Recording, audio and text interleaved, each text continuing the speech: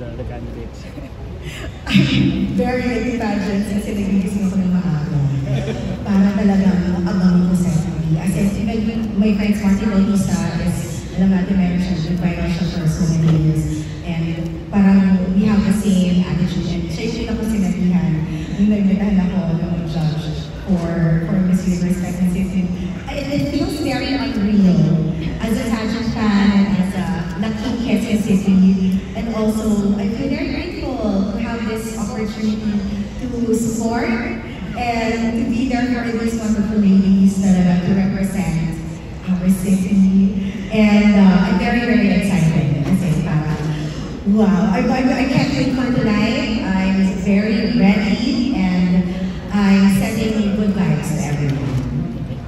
Siyempre, beauty pageant is still a performance. As an actress and theater artist yourself, anong hinahanap mo sa isang kandidata to win the MUPHQC crown? Thank you for your question. Wow! Diba? Sabi ko, ito yung first one ako today, beauty queen. But tama mo kayo, ang mundo ko talaga ay teatro. And I see pageantry as something that is similar because of the preparation, the dedication na ginagawa ng ating mga beauty queens. Grabe po talaga ang preparation. Similar to the training that we get also in the theater world. So what I'm looking for is tapang. I'm also looking for something that really makes you stand out.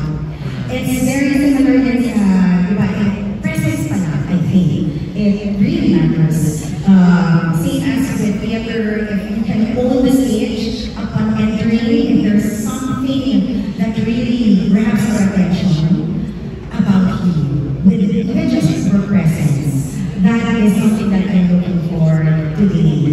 And also, magbe-build pa yun, syempre, with the way they carry themselves, with their gown, and everything else, every segment na mangyayari, and especially sa question and answer portion. Yes, we're looking for that, really. So it builds until they really get our hearts. Until undoubtedly, it's very clear who's going to represent in Quezon City.